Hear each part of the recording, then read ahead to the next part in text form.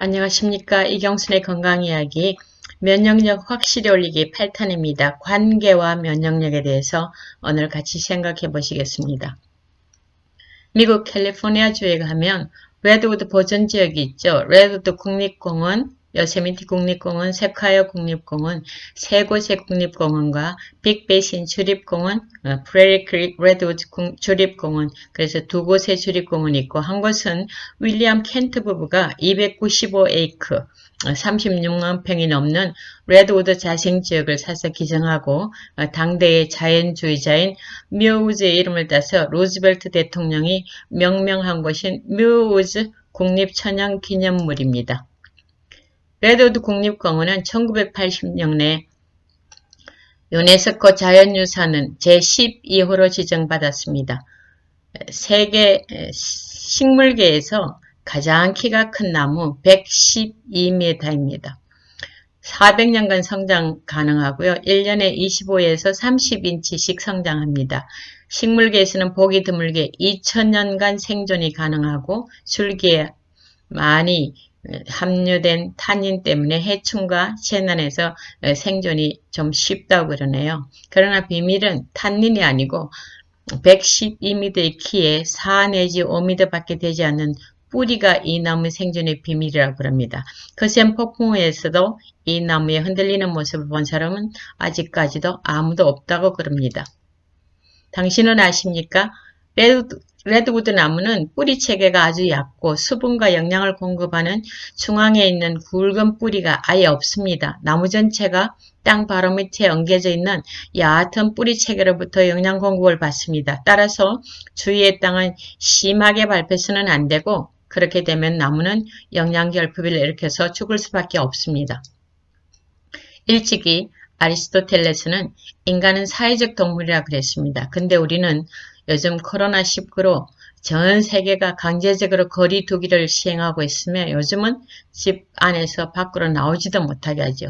사회활동 위축은 물론이고 정서적 고립까지 가속되고 있는 이때에 관계라는 문제를 짚어보는 것은 상당히 의미가 있다고 보여집니다. 로버트 와일딩어가 미국 하버드 대학교 정신과 의사인데 하버드 성인발달연구소 소장입니다.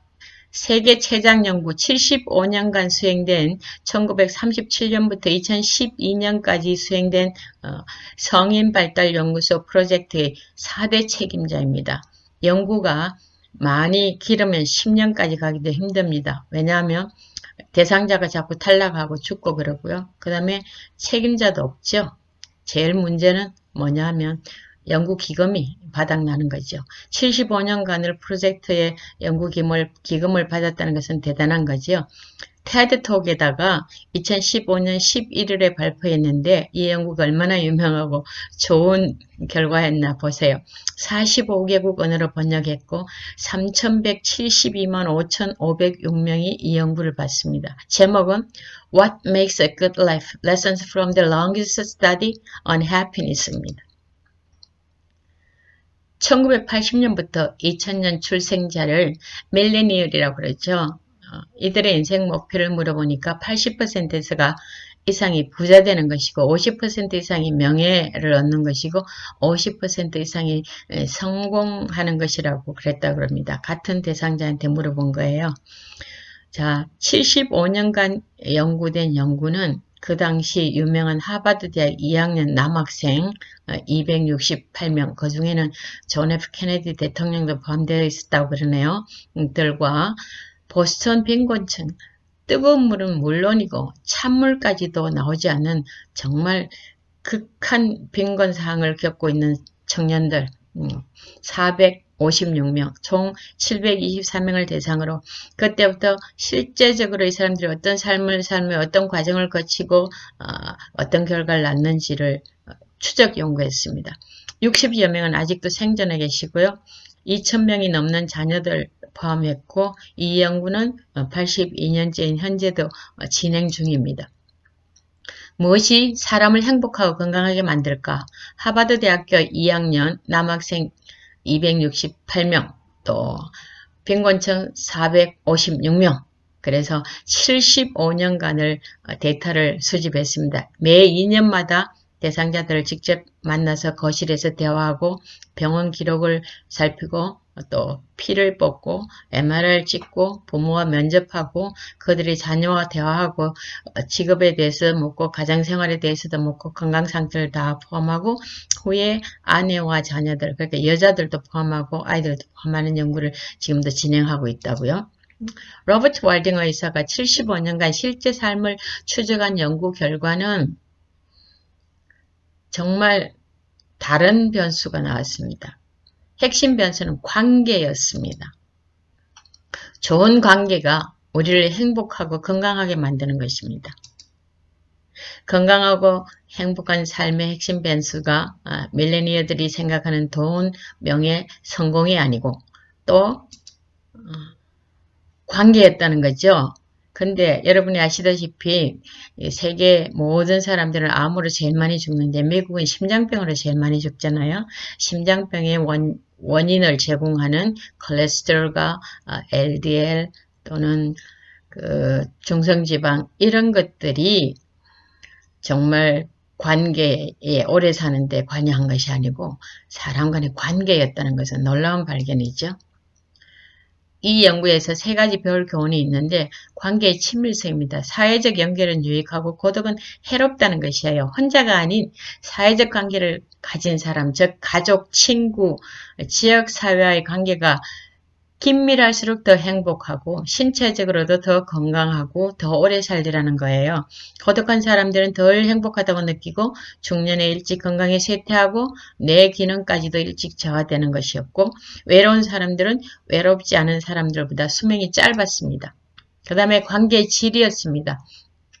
사실 군중 속에서도 결혼을 했더라도 외로울 수 있기 때문에 숫자가 아닌 관계의 질 문제였습니다. 얼마나 많은 친구가 있는가 보다는 얼마나 친밀한 친구가 있는가가 중요했고 갈등 속에서 사는 것은 우리 몸에 아주 해로웠고 그 다음에 갈등이 잦은 결혼 생활은 어쩌면 이혼보다 더 해로울 수 있다는 것입니다. 연구 대상 남자들을 보면서 80대에 누가 더 행복하고 건강할까를 50대에 예측할 수 있었는데 그 예측 지표가 얼마나 만족스러운 관계를 가지고 있는가 였습니다.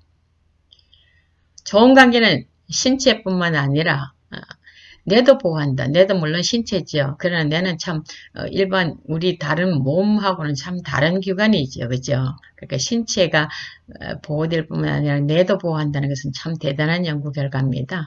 단단한 예측 관계를 가진 80대는 자신들이 힘들 때 의지가 되어줄 것이라고 여기는 사람들은 그렇지 않은 사람들보다 기억력이 더 선명하고 오래간다.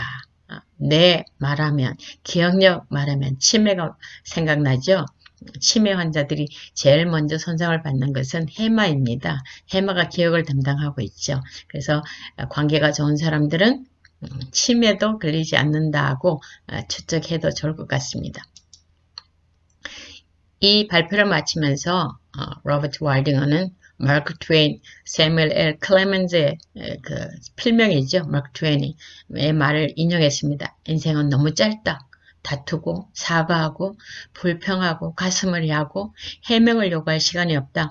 오직 사랑할 시간만 있을 뿐이며 그것은 말하자면 사랑할 시간도 긴 게 아니고 한순간이라고 말했습니다. 다시 레드우드로 들어가서 뿌리력 지면에서 4-5m 또는 지하로 4-5m 그 정도밖에 안 됩니다. 서로 연결된 뿌리로 서로 같은 나무가 아닌 다른 나무와도 양분과 수분을 나누어주는 일을 하더라는 거예요. 중앙에 있는 굵은 뿌리는 아예 없고 가는 뿌리가 서로 엉겨져서 단단하게 연결됐기 때문에 태풍과 홍수 시에 안정성을 확보할 수 있고 물은 어떻게 흡수하는가 보니까 강물이나 비를 가지고 했고 여름 가뭄 시에는 안개에서 스스로 비를 만들어서 수분을 흡수하는 지혜로움까지 가진 나무였어요. 잎 모양은 바늘같이 생겨서 수분 증발을 최대한 억제할 수 있었습니다. 제가 산불하다 찍은 나무인데요. 나무는 지상에 있는 둥치와 가지와 잎이 1이라고 보면 지하도 그만큼 뿌리가 깊다는 거예요. 지상과 지하의 비율이 1대1일 때 가장 안전하고 대부분의 자연에 있는 나무들은 그런 법칙을 따르고 있다고 그래요. 근데 우리 레드우드는 보면 지상에 있는 부분이 22대에서 28대 1. 그러니까 22배에서 28배만큼 더 지상으로 더 높이 나와 있는 거죠. 그 얼마나 불안정합니까? 뿌리를 보세요. 나무 뿌리와 위에 부분을 보면 굉장히 불안하죠. 그런데도 이 나무가 그렇게 튼튼하게 오래 또 안전하게 살 수 있는 비밀을 한번 살펴보죠. 뿌리입니다. 이 뿌리가 이렇게 생겼어요. 뿌리가 지상에서 이렇게 촘촘하게 났고 지하도 물론 있죠. 4m밖에 안 되는 얕은 뿌리요. 정말 촘촘해서 거물망처럼 생겼죠. 제일 신기한 것은 두 나무가 같이 뿌리가 엉겨져 붙어서 내 나무 뿌리가 아니라도 저 나무 뿌리에다가 영양과 양분을 서로 주는 공생관계를 가지고 있다는 것이 이 나무의 비밀이었습니다. 정신이란 뭐냐? 사고나 작용을 일으키는 다스리는 인간의 마음을 말합니다. 마음은 의식이 5%, 전의식, 무의식. 전의식은 무의식에 있다가 에너지를 투여하면 의식화 될 수 있는 부분입니다. 무의식은 95%입니다. 미국에서 1990년 1월 1일에서 1999년 12월 31일 The Decade of the Brain, 뇌해 10년이죠. 미국 101회 국회에서 70조에 해당되는 연구비를 투자했는데 뇌와 정신질환이 어떤 관계를 가지고 있는가를 보기 위해서입니다. 근데 거기에서 많은 것들이 발견됐어요. 뇌가 가소성이 있다는 거예요. 필요에 따라서 뇌가 변한다는 거죠.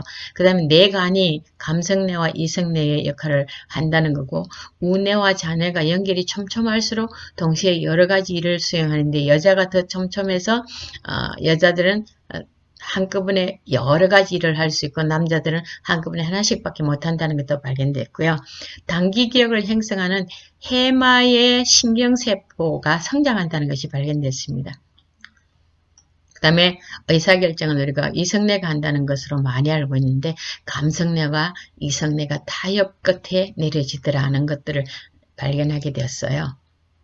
정신이 신체에 대해 행사하는 능력에 대해 깨닫는 이는 드물다. 사람들을 괴롭히는 수많은 질병은 정신의 그 뿌리를 받고 있으며 정신을 건강하게 회복시킴으로만 고침을 받을 수 있다. 우리가 생각하는 것보다 병든 사람이 많다. 마음은 조절되어야 한다. 왜냐하면 마음이 건강에 가장 큰 영향을 미치기 때문입니다. 마음이란 우리가 의식적인 마음과 무의식적인 마음이 있다고 그랬습니다. 무의식적인 마음이 훨씬 크다고 그랬죠. 우리가 사람들과 관계를 맺는 것은 마음이기 때문입니다.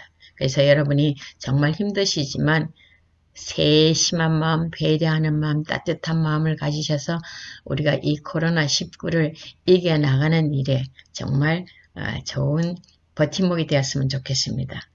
제가 작년에 한국 나갔을 때 목단꽃이 피었어요.